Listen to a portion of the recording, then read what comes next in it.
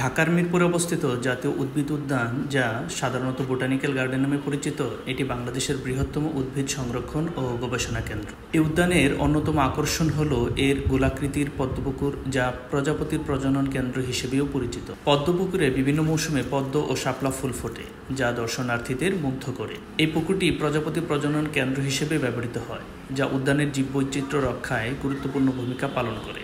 জাতীয় উদ্ভিদ উদ্যানে রয়েছে 7টি জলাশয়, কৃত্রিম জলপ্রপাত ও দ্বীপসহ কৃত্রিম হ্রদ, শাপলা ও পদ্ম ট্যাঙ্ক, আমাজন লিলি ট্যাঙ্ক, গোলাপ বাগান, মৌসুমী ফুলের বাগান, ক্যাকটাস বাগান, প্রজাপতি প্রজনন কেন্দ্র, বিশ্রামাগার, ওয়াচ টাওয়ার, প্রায় 68,000 উদ্ভিদের সংগ্রহ, যার মধ্যে রয়েছে বৃক্ষ, গুল্ম, লতা ও অর্কিড প্রজাতি। 2024 সালের সেপ্টেম্বর থেকে নতুন প্রবেশ ফি নির্ধারণ করা হয়েছে। 12 বছরের বেশি বয়সীদের জন্য 30 টাকা এবং 6 থেকে 12 বছর বয়সীদের জন্য 15 টাকা। 5 বছরের নিচে শিশুদের জন্য কোনো টিকিট লাগবে না। জাতীয় উদ্ভিদ উদ্যান প্রকৃতিপ্রেমী শিক্ষার্থী ও গবেষকদের জন্য একটি আদর্শ স্থান। এখানে এসে আপনি প্রকৃতির সান্নিধ্যে সময় কাটাতে পারেন এবং বাংলাদেশের উদ্ভিদ বৈচিত্র্য সম্পর্কে জানতে পারেন।